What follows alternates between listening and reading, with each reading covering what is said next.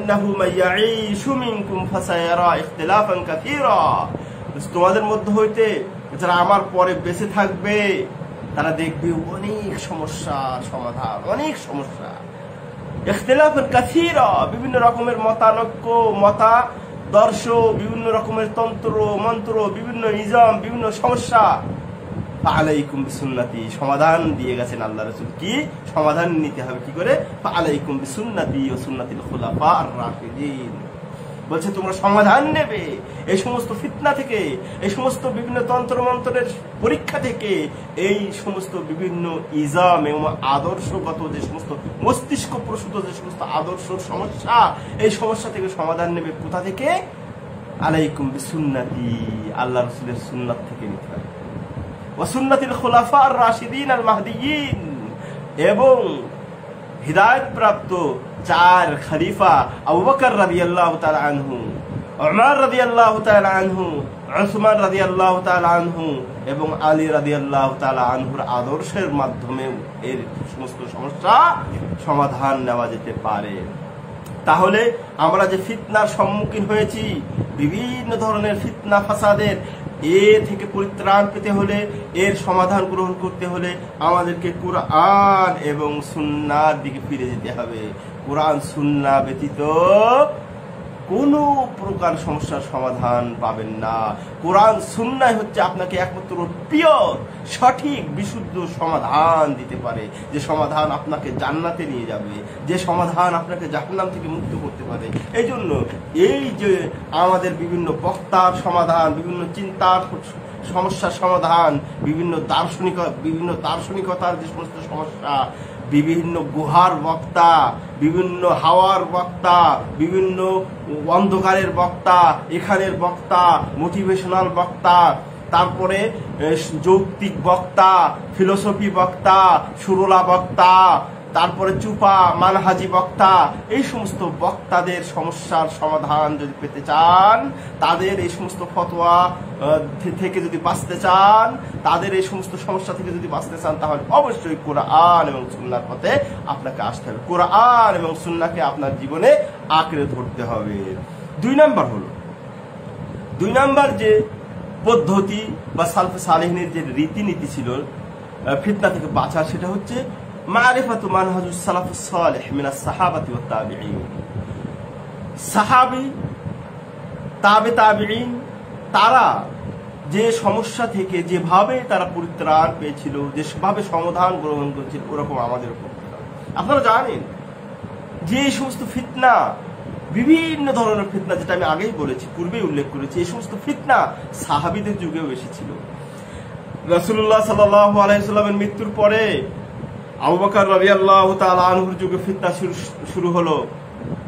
যাকাত অস্বীকার করছে, তারপর বিভিন্ন রকম ফিতনা।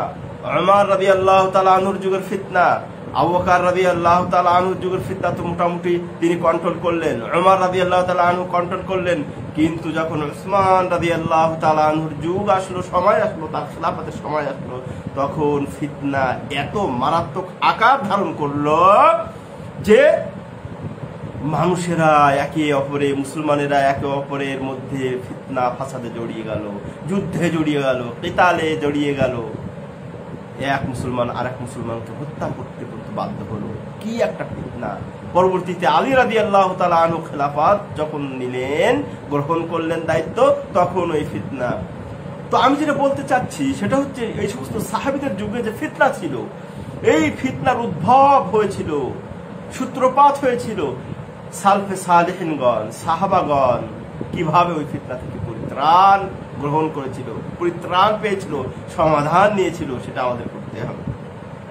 কি সেটা? কুরআন সুন্নাহকে সামনে রেখে তারা ভেবে চিন্তে ফিতনার ব্যাপারে সামনে কদম বাড়িয়েছিলেন। সামনে ফিতনা আসলে যে নেমে যেতে হবে, লেগে যেতে হবে, ফিতনা নিয়েই কথা বলতে হবে, লিখতে হবে, বলতে হবে না। আপনারা জানেন সাহাবীদের মধ্যে অনেকেই এই ফিতনার সময় নীরব ছিল, চুপ ছিল, কোনো পক্ষ অবলম্বন করেনি। এই জন্য আমাদেরকে ওরকম করতে হবে। বর্তমান ফিতনা, কত ধরনের ফিতনা, দাজ্জাল নিয়ে এক মূল বিষয় হাজির, কেউ বা ইমাম মাহদি নিয়ে হাজির, কেউ বা করোনা নিয়ে হাজির, কেউ স্বপ্ন নিয়ে হাজির, কেউ অমুক নিয়ে হাজির, কেউ ফিলোসফি নিয়ে হাজির, কেউ মুসলিম শাসককে কাফের বলা নিয়ে হাজির ইত্যাদি, কেউ ইরানের ভালোবাসা নিয়ে হাজির। এই যে বিভিন্ন ফিতনা, এই যে বিভিন্ন সমস্যা, এই সমস্যার সমাধান করতে হবে সাহাবারা যেমনি ভাবে করেছিলেন। এই জন্য তো আল্লাহ সুবহানাহু ওয়া তাআলা বলেছেন আস-সাবিকুনাল আউয়ালুনা মিনাল মুহাজিরিন ওয়াল আনসার ওয়াল্লাযীনা ইত্তাবাউহুম বিইহসান রাদিয়াল্লাহু আনহুম ওয়া রাদু আনহু। আস-সাবিকুনাল আউয়ালুনা মিনাল মুহাজিরিন ওয়াল আনসার, ওই সমস্ত মুহাজির এবং আনসার যারা ইসলামের দিকে অগ্রগামী ছিল, ইসলাম গ্রহণে তারা অনেক অগ্রদূত ছিল, অগ্রবর্তী ছিল, অনেক অ্যাডভান্স ছিল। তাদেরকে আল্লাহ বলেছেন কি অনুকরণ করতে, তাদের মানহাজ, তাদের মেথোডোলজিকে অনুকরণ করতে বলেছেন, তারা যেভাবে করেছিলেন। তারপরে অন্যতর আল্লাহ সুবহানাহু ওয়া তাআলা বলেছেন ফাবি হুদাহু মুক্তাদে, তাদের হিদায়াতকে, তারা যে হিদায়াতের উপর অটল ছিল, যে হিদায়াতকে অনুসরণ করেছিল, সেই হিদায়াতের তুমি অনুকরণ করো। আমরা দেখি যে সাহাবীদের যুগে এই ফিতনা এসেছে বলেই যে কথা বলতে হবে, লড়তে হবে, জিহাদ করতে হবে, ফিতনার মধ্যে নিজেকে অংশগ্রহণ করাতে হবে, জড়িয়ে ফেলতে হবে এমনটি নয়। আপনারা জানেন যখন সাহাবীদের মধ্যে একটু ফিতনার সৃষ্টি হলো, যুদ্ধ জিহাদের সিফিনের যুদ্ধে, জামালের যুদ্ধে, উস্তির যুদ্ধ যেগুলোকে বলে এসেছে, কেউ কিন্তু এই ফিতনায় কোনো কথা বলেনি, কোনো পক্ষ অবলম্বন করেনি।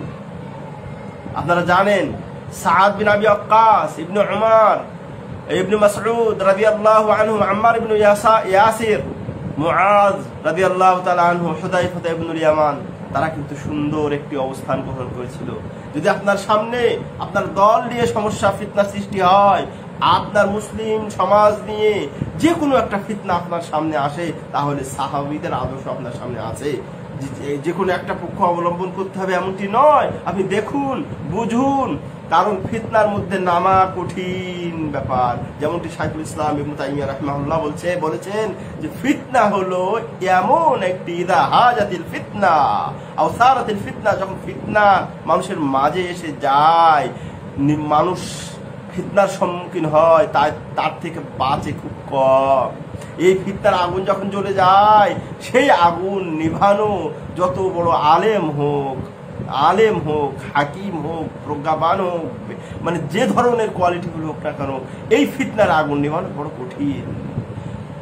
তারপরে হাসান আল বাসরি রাহিমাহুল্লাহ বলছেন ইদা হাজাতিল ফিতনাতু, যখন ফিতনা মানুষের কাছে আসে, বলছে ইয়ালামুল উলামা আও আলিমাহুল উলামা, আলিম উলামাগণ বুঝতে পারেন, আর যারা অজ্ঞ, যারা আলেম নয়, যারা ফিতনার পরিণাম সম্পর্কে জানে না, তারা বুঝতে পারে না। তারা বুঝতে পারে কখন? যখন ফিতনা শেষ হয়ে যায় তখন।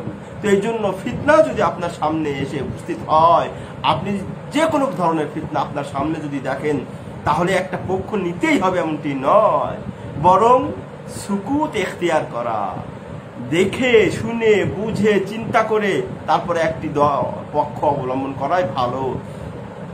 এই জন্য তো যখন সাআদ ইবনে আবি ওয়াক্কাস রাদিয়াল্লাহু তাআলা আনহুকে বলা হলো যে আপনি কেন এই ফিতনার সময় আপনি একটা পক্ষ নিয়ে যুদ্ধ করছেন না, তখন কত সুন্দর একটি কথা বলেছিলেন সাআদ ইবনে আবি ওয়াক্কাস রাদিয়াল্লাহু তাআলা আনহু, বলেছেন হাদিন ইউতুনি বিসাইফিন লাহু, বলছে আমাকে একটা অস্ত্র এনে দাও, লাহু শাফাতান, তার বলছে লাহু আইনান ওয়া শাফাতুন, বলছে যে অস্ত্রে থাকবে দুইটা চোখ, একটা জিহ্বা, যে আমি যখন মারতে যাবো আমাকে বলবে যে এটা কাফের, এটা মুমিন, তাহলে আমি কাকে মারবো? এ সবাই তো সাহাবী, সবাই মুসলিম, অতএব আমাকে তো তোমরা জিহাদ করতে বলেছো, আমরা জিহাদ করেছি, এখন জিহাদ করবো, কাকে মারবো? এমন একটা অস্ত্র দাও যে অস্ত্র কথা বলবে যে এটা কাফের, এটা মুমিন, তখন আমি কাফের দেখে দেখে মারবো, মুমিন দেখে দেখে ছাড়বো। এই জন্য প্রিয় দর্শক শ্রোতারা, যখন সামনে ফিতনা চলে আসবে, ফিতনা আসলে সবচেয়ে দূরে থাকা, ফিতনা থেকে দূরে থাকা, ফিতনার মধ্যে নিপতিত না হওয়া, ফিতনার সাথে জড়িয়ে না যাওয়া, এটাই হচ্ছে উত্তম।